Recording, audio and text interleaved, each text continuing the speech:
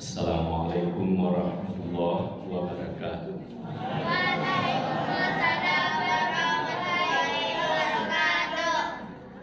Alhamdulillahirabbil alamin. Asyhadu an la ilaha illallah wa asyhadu anna Muhammadar Rasulullah. Rabbi shrah li sadri wa yassir li amri wahlul 'uqdatam min lisani yafqahu qawli. Bapak Ibu, kita sepakati tidak ada seorang pun yang bicara maupun yang tua, apalagi anak-anak. Satu orang saja bicara, sistem jadi rusak. Bisa kita sepakati Bapak Ibu? Kalau tidak, kita langsung saja tarawih. Saya tidak basa-basi. Duduk boleh santai, mengunjur, baselo, basimpuah itu musajewa di lapang. Jadi tak mesti pula baselo rapi. Pokoknya bayang nyaman, tapi dengan syarat nado yang mota. Begitu ada yang mota, mungkin pula saya tegur, apalagi sudah tua. Saya langsung saja turun. Gitu.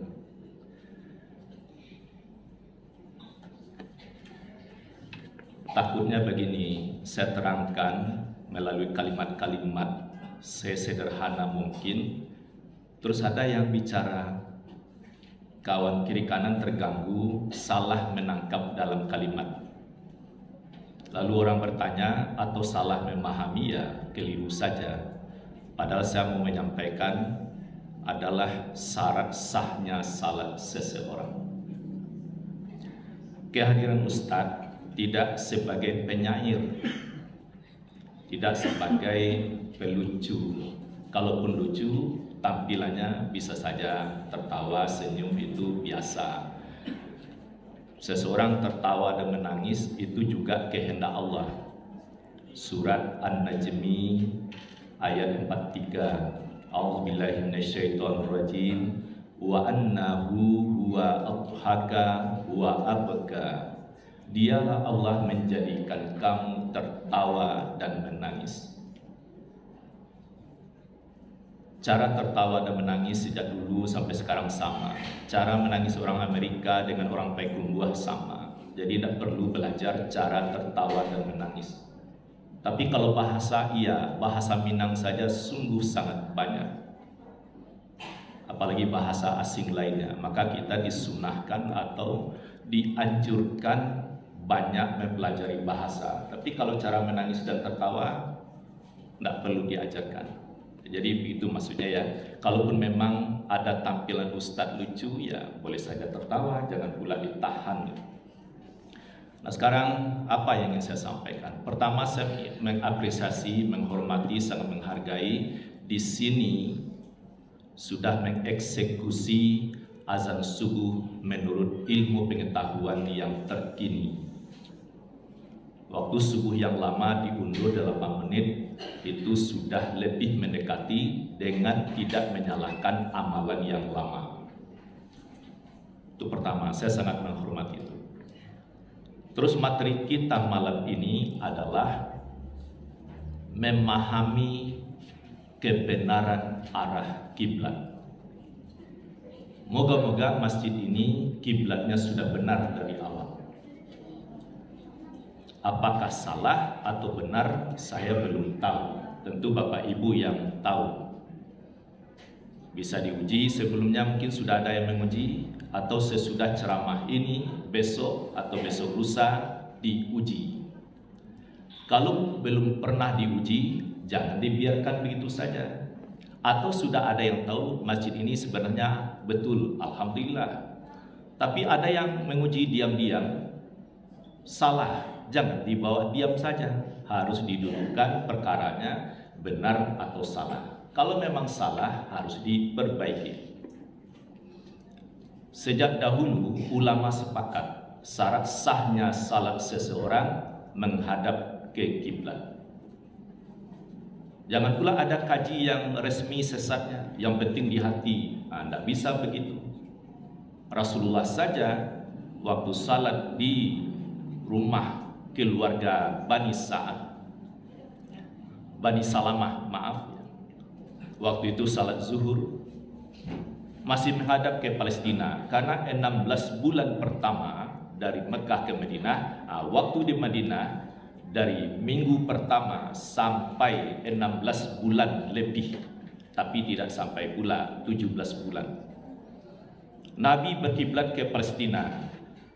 Jadi di Madinah dia membelakangi Makkah. Makkah kan Masjidil Haram. Di tengah Masjidil Haram itu kan Ka'bah. Dibelakangi oleh Rasulullah, dia menghadap ke Palestina. Waktu rakaat kedua salat zuhur, turun wahyu Al-Baqarah 144. Isinya apa? Allah memerintahkan menghadap ke Masjidil Haram. Pada rakaat ketiga dan keempat, Nabi sudah menghadap ke Masjidil Haram, membelakangi Palestina. Selesai salat diberitahu, baru saja wahyu turun, mulai hari ini kita berkiblat ke Masjidil Haram. Masjid itu, tempat salat itu didirikan masjid namanya Masjid Bani Salamah. Kemudian saya tidak tahu tahun keberapa, sekarang masjid itu dikenal dengan Masjid Zulkiblatain, masjid yang mempunyai 2 kiblat. Sejak itu sampai sekarang kiblat tidak pernah berubah, tetap ke Masjidil Haram. Pentingnya menghadap ke Masjidil Haram untuk berkiblat itu 3 ayat potongan kalimat yang sama dalam surat yang sama. Ini suatu penegasan yang luar biasa dari Allah Subhanahu wa taala supaya jangan dibawa lengah. Al-Baqarah 144, 149, 150. Fawalli wajhaka syatral masjidil haram. Maka hadapkanlah wajahmu ke Masjidil Haram.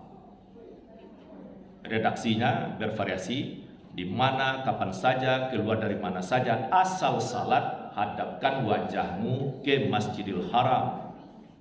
Jelas titik koordinatnya, lintangnya, bujurnya jelas. Di tengah Masjidil Haram itulah Ka'bah. Ka'bah yang dikenal dengan Baitullah. Baitullah menjadi kiblat bagi orang yang berada dalam Masjidil Haram. Semuanya menghadap ke tengah. Tidak ada mihrab di sana. Bangunan Masjidil Haram menjadi kiblat bagi seluruh orang yang ada di Tanah Suci Mekah. Tanah Suci Mekah itu berapa luasnya? Titik terjauh 16 km, ada 14 km, ada 12 km, ada yang terdekat itu bagian utara, Tanim 6 km. Jadi tiang itu, yang 5 itu pembatas Tanah Suci Mekah ditanam oleh Nabi Ibrahim tatkala manasik haji pertama dipandu oleh Jibril. Itulah luasnya hanya Tanah Suci Mekah. Yang terjauh hanya 16 km. Jadi tidak tampak bagi orang yang ada di sudut kota Mekah, tidak tampak Ka'bah, tidak apa-apa, hadapkan saja badan ke Masjidil Haram. Terus Nabi lanjut mengungkapkan, Tanah Suci Mekah atau Tanah Haram itu menjadi kiblat bagi umatku yang di timur dan di barat. Kalau disebut timur barat berarti itu juga yang utara dan selatan. Jadi kita di Steba ini, ya Steba, kita di Steba ini di garis kiblat kita kiranya tidak tersentuh Ka'bah, tidak apa-apa. Moga-moga menyentuh bangunan Masjidil Haram. Kiranya tidak juga, tidak apa-apa. Moga-moga tersentuhlah Tanah Suci Mekah. Apakah tepinya atau agak tengahnya, yang penting menyentuh Tanah Suci Mekah. Begitu dispensasinya.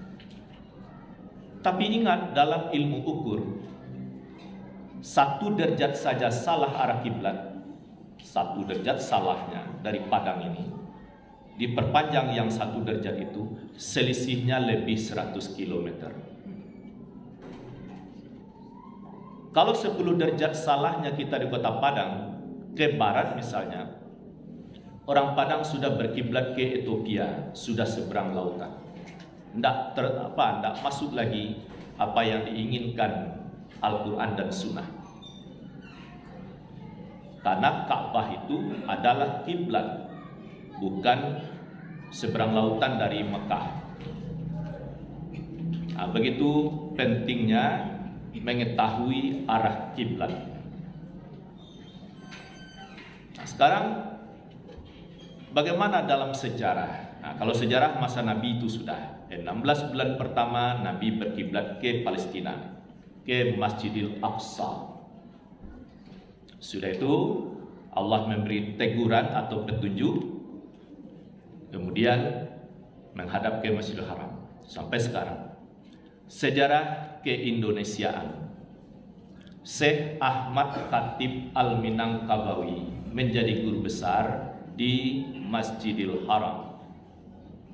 Muridnya dari berbagai seantero dunia, tak ketinggalan dari Jawa dan Ranah Minang, Kalimantan, Sulawesi, dan mungkin juga negara lain. Di antara muridnya yang punya spesialis kekhususan, Kiai Haji Ahmad Dahlan dan Syekh Muhammad Jamil Jambe. Kiai Haji Ahmad Dahlan dari Yogyakarta, Syekh Muhammad Jamil Jambe di Bukit Tinggi. Dia tekun belajar sama Syekh Ahmad Khatib Al-Minangkabawi dari berbagai disiplin ilmu keislaman, khusus di antaranya ilmu falak, menentukan jadwal salat, awal bulan, arah kiblat, gerhana matahari. Waktu menentukan arah kiblat berlatih sampai matanya berair, karena sering praktek di lapangan mengamati dengan matahari. Tapi matanya tidak rusak. Ya, kalau mata sering berair, kalau secara wajar itu malah mengeluarkan racun-racun dari mata. Misalnya orang memasak di dapur, motong-motong bawang, baraye mato, sudah tu sanang mato. Manangi banyak ye mato keluar, tapi manangihnya wajar. Sudah manangih itu ada kelegaan, apa tak pancalian agak tarang sene. Habis itu dia berlatih, sering matanya berair sampai dia mahir. Begitu Kiai Haji Ahmad Dahlan pulang ke kampung halamannya Yogyakarta, dia cek arah kiblat Masjid Agung Yogyakarta itu, masjid gede di lingkungan Keraton Hamengkubuwono. Ternyata salah 24 derajat, 24,5 derajat. Tanah dari Jogja benar-benar menghadap ke barat kiblatnya itu. Padahal kalau dari Jogja itu kiblat atau Ka'bah bukan ke barat, tapi harus dimiringkan dari barat itu 24,5 derajat lagi. Nah, baru dia betul. Begitu santrinya paham, sementara pengurus masjid yang khatib-khatib atau ulama besar lainnya tidak menerima. Tapi bagi yang paham, terbuka pikirannya, malam-malam dia ubah bentangan tikar.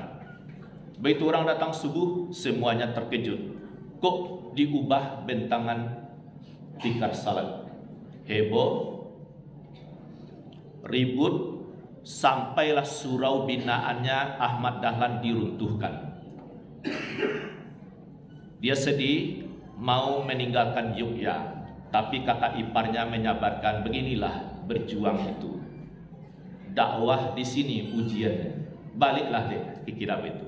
Ya, dengan sabar balik lagi, dengan doa mundurlah selangkah dulu. Akhirnya orang menerima. Terus bagaimana? Masjid Agung Yogyakarta itu tetap berdiri dengan megahnya, bentangan tikarnya dimiringkan. Saya lihat lebih 4 meter selisihnya di ujung. Kalau dibiarkan saja yang salah itu, ya tidak sah salat. Dia tidak lagi ke Ethiopia, sudah ke Zaire, sudah ke Afrika Tengah dia berkiblat. Kalau salahnya 24 derajat itu. Ini contoh masjid yang dibetulkan arah kiblatnya sebelum Indonesia merdeka. Jadi tidak bisa kita berkata kok kini-kini saya musajid lah rancak diubah-ubah arah kiblatnya bahkan sejak dulu. Itu sangat relatif lah. Kalau memang betul dari awal tidak ada perubahan, tapi kalau memang teruji salah, ia harus dibetulkan. Itu sekedar contoh. Sebelum Indonesia merdeka sudah ada contoh membetulkan masjid melebihi masjid nagari. Kalau untuk keraton itu ya sudah level nasional atau kerajaan lah ya dibetulkan. Terus di ranah Minang, karena dalam penelitian saya dalam menyelesaikan S2 tentang arah kiblat inilah tesis. Dari 200 musala dan masjid saya cek langsung, yang betul itu hanya 38. Selebihnya ya salah, ada yang salah ke kanan, ada salah ke kiri. Rumah, saya datangi rumah dengan ya silaturahim, minta izin, mohon dibentangkan tikarnya Pak, kadang ibu, kadang anaknya. Dari 40 rumah, yang betul hanya 3, selebihnya ya salah. Kuburan, 7 lokasi kuburan, tak satu pun yang betul. Karena kuburan itu harus digali sesuai dengan arah kiblat. Sudah siap lubang kuburan, dibuat lagi lubang di dalam namanya lahat. Lahat itu sebelah kiblat. Sudah dimasukkan ke dalam kuburan, dimiringkan lagi wajah mayat itu ke kiblat. Jadi gali kuburan tidak boleh sembarangan. Karena Allah berfirman, Inna awwala baitin wudi'a lin-nasi lallazi bi Bakkata mubarakan wa hudal lil alamin. Sesungguhnya rumah ibadah yang pertama kali dibangun adalah Ka'bah. Di Bakkah, maksudnya di Mekah, jadi jelas. Yang diberkahi dan menjadi petunjuk seluruh alam. Jadi Ka'bah tidak hanya petunjuk arah kiblat, tapi hudalil alamin, petunjuk seluruh alam. Atau masuk orang meninggal pun ada petunjuknya. Mungkin di sini praktiknya, misalnya jemaah di sini apakah punya pemakaman resmi, misalnya atas nama masjid, beli tanah sekian. Kalau itu ada, sekiranya belum, saya punya saran begitu. Tentukan arah kiblatnya. Nanti siapa saja yang menggali kubur, galiannya itu benar-benar sesuai dengan arah kiblat. Sebab begitu, termasuk tunggul hitam, saya cek tak satu pun yang betul. Di Taman Makan Pahlawan Kuranji, salahnya memang agak ringan. Taman Makan Pahlawan Lolong kan rapi kuburannya, salahnya 20 derajat lebih. Tapi kalau kuburan yang sudah benar-benar kuburan, salah tidak mungkinlah diperbaiki. Karena orang dalam kubur itu kan tidak salat lagi. Tapi kalau ada temuan ternyata orang salat dalam kubur, ayo ramai-ramai dibetulkan kiblatnya. Saya tidak tahu juga, orang azan di kuburan mungkin ada temuan. Mungkin akhir-akhir ini orang salat dalam kubur, tidak tahu lah. Tapi azan yang kita ketahui adalah memberitahu waktu salat telah masuk. Kecuali azan membangunkan orang di pagi hari yang dikumandangkan oleh Bilal bin Rabah. Kita lanjutkan keterangan ini. Nah, di Bukit Tinggi, di Padang dulu ya. Di Padang, saya cek arah kiblat musala balai kota yang lama. Alhamdulillah betul arah kiblatnya. Saya bahagia, tentram sekali karena pernah jadi penceramah tetap. Terus musala Poltabes waktu 2004 namanya Poltabes, sekarang kan sudah Polresta lagi. Kan berdekatan tuh, salahnya lebih 20 derajat. Hanya kan beda tempo. Satu betul, satu salah. Waktu itu saya dapat tanda tangan, lupa saya nama abang itu, yang jelas dia anak Buya Bagindo Letter. Di Bukit Tinggi, Saya cek suraunya Syekh Muhammad Jamil Jambe, alhamdulillah betul, memang dia ahlinya. Tapi saya cek surau di Janjang Ampek Puluah, benar-benar saya lihat jalan dari surau Inyak Jambe ke Janjang Ampek Puluah, jalan normal 5 menit tiba. Saya cek arah kiblatnya, dibangun 2003, selesai 2004. Ternyata salahnya lebih 20 derajat. Padahal itu dibangun di zaman modern. Contoh yang betul ada. Ini sekedar gambaran sosialisasi cara menentukan arah kiblat atau dikawal sampai bangunan selesai kayaknya belum sempurna. Adakah masjid dari awal itu betul? Ada. Yang dibangun 300 tahun yang lalu, 1710, Masjid Limo Kaum Batu Sangka, yang tonggaknya kayu-kayu besar lebih 100. Saya benar-benar hitung cik 23 lah 100 detong masih ada aja tunggak lagi. Ayo gak panik metonya. Saya tidak membawa buku catatan berapa lebihnya, nanti lupa pula. Pokoknya lebih 100 tiangnya itu. Saya cek arah kiblatnya karena dibangun dari awal betul. Walaupun gempa tahun 1926 di Padang Panjang kan dekat itu, tidak mengubah arah kiblat. Jadi Bapak Ibu, kalaupun gempa terjadi, kiblat tidak berubah. Paling-paling berubah itu bangunan runtuh. Ya sudah, sampai di situ dulu. Oleh sebab itu, dipastikan kiblat Bapak Ibu terutama di rumah masing-masing. Karena Rasul lebih mencintai salat sunat itu di rumah, kecuali yang spesial ini misalnya tarawih, witir, witir jangan pulang loh. Selagi ada berjamaah di masjid, tetaplah di masjid.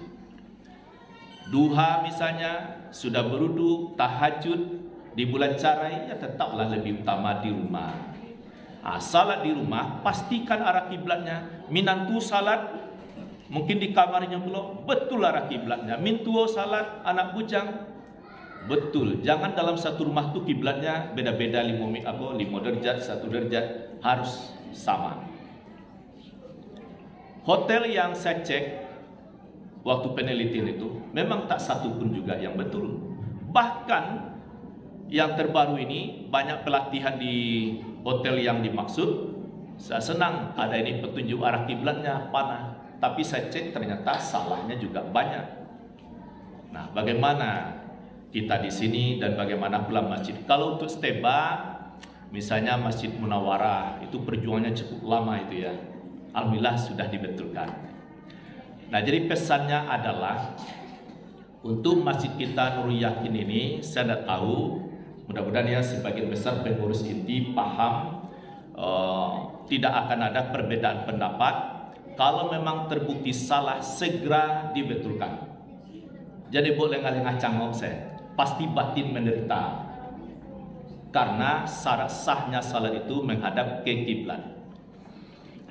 Terus bagaimana nanti untuk keabsahan hukumnya kalau nyampang salah ya? Bapak Ibu punya Android kan ada itu aplikasi arah kiblat pasti ada dengan berbagai versi. Asal cara pemakaiannya benar, bidangnya datar. Kalau dapat dialas jangan dengan Al-Quran, dialas dengan buku tebal atau misalnya sajadah dilipi ampek kan tabah tuh, diletak.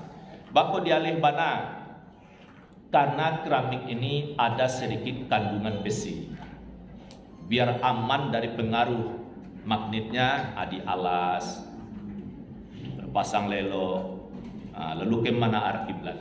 Kalau ternyata ada berbeda, tapi sudah diuji 10 misalnya HP yang punya program itu, alhamdulillah betul ya, kita sangat bersyukur. Tapi jika salah, segera dieksekusi. Cuman saja kepastiannya bagaimana? Kalau cukup di situ ya udah, tapi untuk lebih nyamannya boleh undang saja Kementerian Agama. Jalan Kuini, alatnya lengkap, canggih. Bekerjanya saya sudah berapa kali mendampingi 2 jam kerja. Dipaku tuh diteropong, seketik lain. Pasang ini sebagai senaulia. Begitu benar kalau menggunakan tedolin. Boleh diundang itu, nanti dapat sertifikat. Tapi ada yang lebih praktis. Ada di sini, ada kalender Muhammadiyah sini. Boleh pinjam sebentar. Besok Bapak Ibu bisa mencoba kalender Muhammadiyah. Oh ya Bapak Ibu, nggak usah terlalu serius benar. Yang ngantuk itu boleh tertidur. Karena salah satu nikmatnya duduk di masjid, sekalipun ceramah berlangsung, orang bisa tidur nyenyak. Saya bahagia melihat itu. Kalau di rumah, duduk pada basanda lelo, payah lo tak kalau.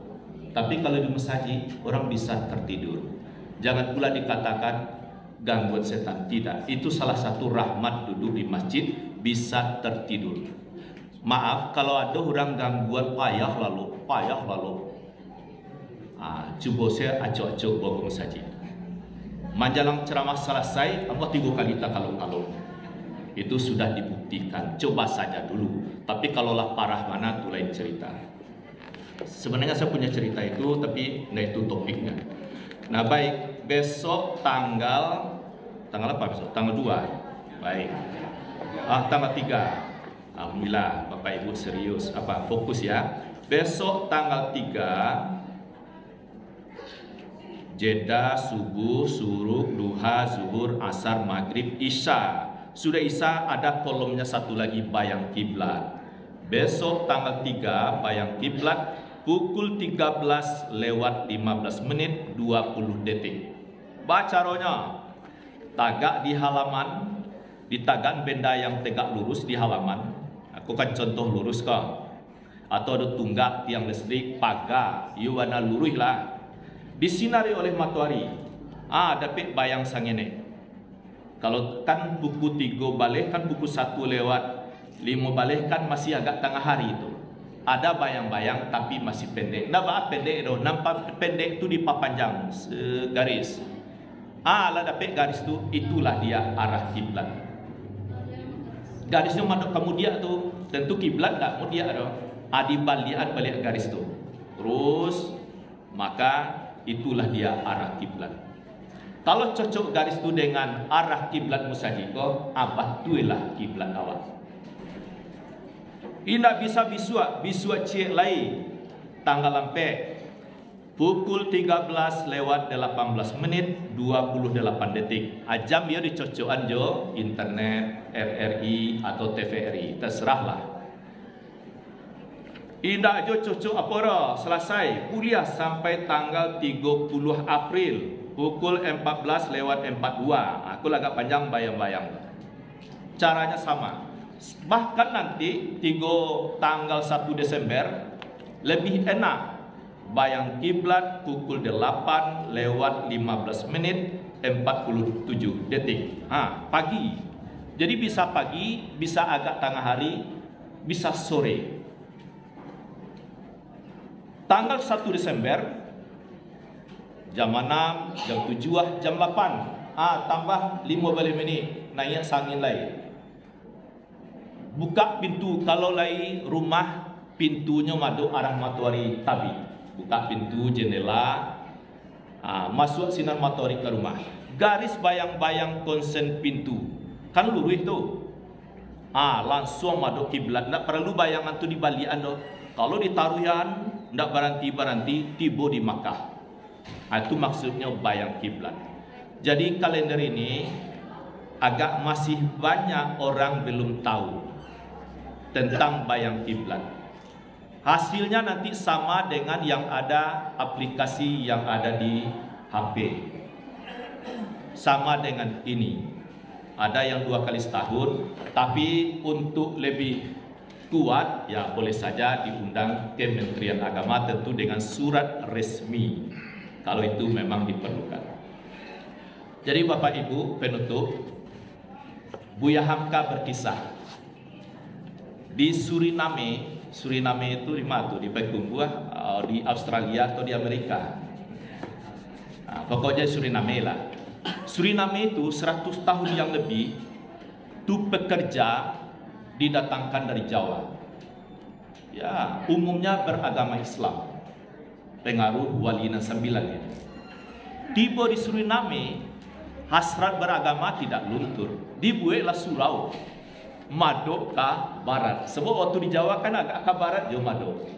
Tiba di Suriname, inyo membelakangi Ka'bah. Suriname, Ka'bah di Sikoa, hanya madok kamari. Benar-benar membelakangi. Setelah dipelajari ilmu peta dunia atau atlas, ya, globe, ternyata orang Suriname membelakangi Ka'bah. Agak mirip lo kau di miringan kau utara sengene. Berproses orang Suriname sebagian menerima, tapi sampai terkini ada juga yang tidak. Tetap saja ke barat, mungkin ada ulama begitu-begitulah, tapi tetap menjaga persatuan. Bahkan antara yang sudah mengubah dengan yang belum, saya ikuti beritanya tidak terlalu jauh jaraknya. Nah, jadi memang petunjuk ini, hidayah ini memang tidak mudah. Perlu kesabaran, mungkin lambat laun ya bisa juga. Nah, kalau begitu, adakah masjid sampai hari ini kiblatnya tidak betul walaupun dia baru? Ya mungkin izinkan saya menyebutnya, mungkin kita semua berjuang. Sebutlah Masjid Baitur Rahmah yang megah itu di bypass itu salahnya 15 derajat. Jadi kalau Bapak Ibu masuk salat di dalam itu, diikuti saja arah bangunan itu, Bapak Ibu sudah melampaui Ethiopia. Tidak ada sedikit pun menyinggung tanah suci Mekah. Itu baca rohnya. Tagak dalam masjid itu miriangan badan kasuo 5 balik derajat lagi. Itu baru. Kok bisa?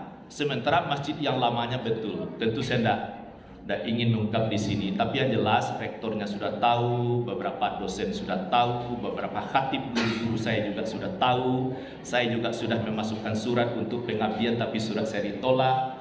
Akhirnya mahasiswa dan dosen saya bawa saja ke Masjid Raya. Nah, jadi memang berjuang untuk masjid ini tidak semuanya mudah, gitu ya. Moga-moga di sini termasuk yang mudahnya. Pasti nanti akan ada perbedaan pendapat, tapi ingat, kalau sah betul kita tentu sangat bersyukur. Kalau salah, jangan disalahkan orang-orang terdahulu. Pahalanya tetap berlipat ganda. Salat kita yang lama tetap berpahala. Tapi ingat, kalau terbukti salah, jangan bertahan di atas kesalahan. Saya kira itu. Moga-moga petunjuk Allah menyertai kita. Billahi taufiq wal hidayah. Assalamualaikum warahmatullahi wabarakatuh.